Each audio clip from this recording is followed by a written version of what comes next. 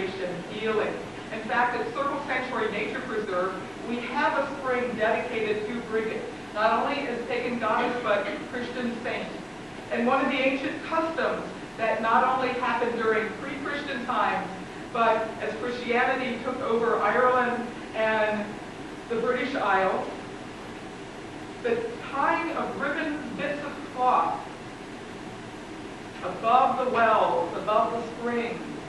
You've heard of prayer flags in some traditions. Well, these are prayer cloths, and they were left there as offerings and as symbols of honor for Brigid and as requests for healing. In Christian times, Brigid as goddess transmuted. And in fact, it was in 490, some say, that her most holiest of shrines in Ireland at Kildare was founded. Some say that Saint Brigid, before she was a saint, founded this abbey, and that she was the first abbot.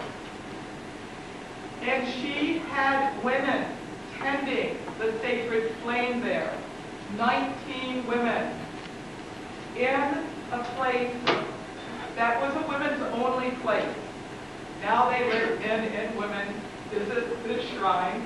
My assistant, Teresa Jones, who just was ordained as a minister in our church, went and made a pilgrimage to the sisters that are now keeping the flame of St. Brigid, which was lit in recent times and is now continued to be kindled.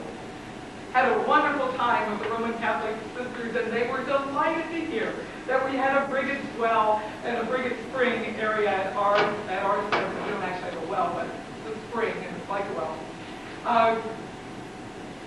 There's a lot of folklore associated with Brigid, and both before Christianity came to the Isles as well as afterwards. In fact, there's a great interweaving of these tales. Her ability to gift, her generosity, her giving of gifts. You find that in the Christian lore, you find it in the pagan lore. You also find her healing powers. Those that call out to her or who are touched by her, having spontaneous healing experiences. There are two things that have come down to us from ancient times that give accounts of her life. Is this historically accurate or not? There is debate among scholars. The Vita Brigatae by Tacitus was dated back to the 7th century AD, and that was in Latin. The first in the Irish vernacular is the Bethru Brigidi. I haven't studied Celtic languages, so bear with me. And in there, it said that she was a contemporary of St. Patrick. Others say that she lived a bit later. But certainly those of you who have Irish ancestry, which I do, as well as my Scottish and all those other parts of my multicolored ancestral web, may find when you go into Catholic cathedrals and go to shrines, you will find right next to St. Patrick and stained glass, St. Brigid. Like they're a pair. No, they weren't married. In fact, her lore during her time as a Christian saint, which goes back to the late 400s, she never married, never had sex with any men. In that sense, virginal. Pagan Brigid, that wasn't so much the case. There's actually that she was the daughter of the Dagda, and one account says that she married a Mauryan king, and then from her and him spread a whole line of ancient Celts. And in fact, one of the legends, I don't have any genealogical documentation, is that one of my family lines takes its name supposedly from her, and that is spelled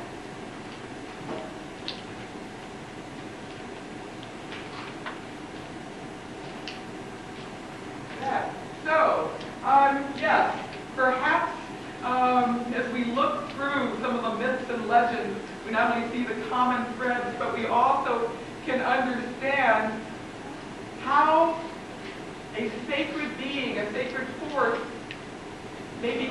characterize through time how that depiction may shift and change. One of the accounts in the Christian lore that comes to us about her is that she grew up in the household of a druid. Some say the druid was her father and he was of nobility, and that her mother was a slave woman or a serving woman. That's one account. Supposedly she was born at sunrise, and yes, she's been linked with the rising sun. And she was born at sunrise by her mother, standing over the threshold, 1 foot in the hut, 1 foot out of the hut. Those of you who know about Celtic lore know about the other world being 1 foot in the other world, 1 foot in this world, if you are a practitioner of ancient Celtic ways. And as Brigid came into the world, she was radiant. In fact, early on in her life, she was given milk from a white cow with red ears. Now that comes from the Christian lore, but yet if you know of the pagan Celtic lore, you'll know that those white cows with the red ears are linked with the spirit world.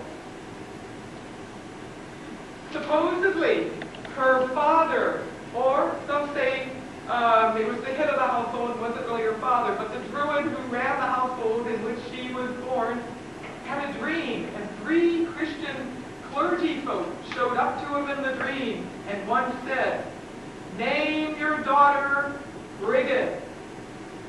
Well, when you think about it, it's pretty curious that a pagan priest would have a dream with Christian ministers telling the pagan priest to name the daughter after a pagan goddess.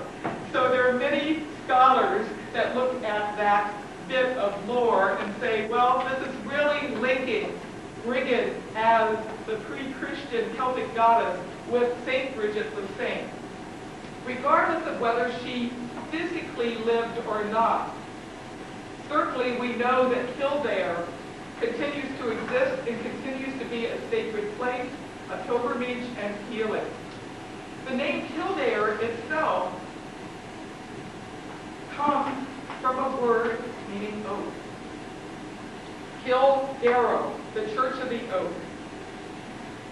The other bit of lore I thought I'd share before I guide a short meditation is that of the Christmas story.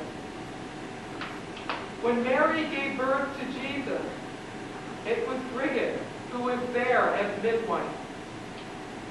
And other accounts say she also was the foster mother of Jesus.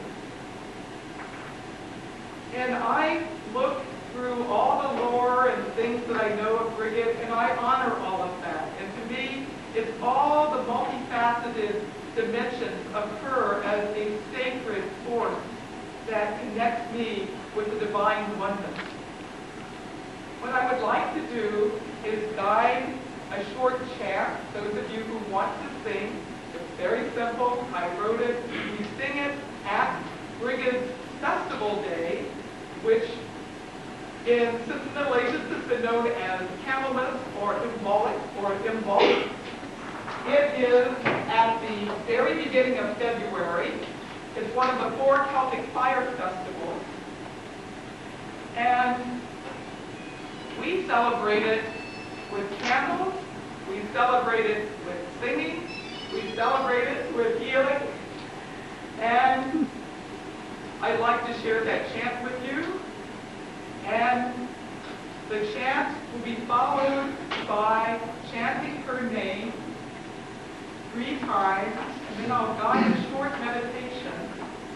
And if you have particular healing needs, I would invite you to focus on that during the chant that we do prior to the meditation as well as in the meditation itself.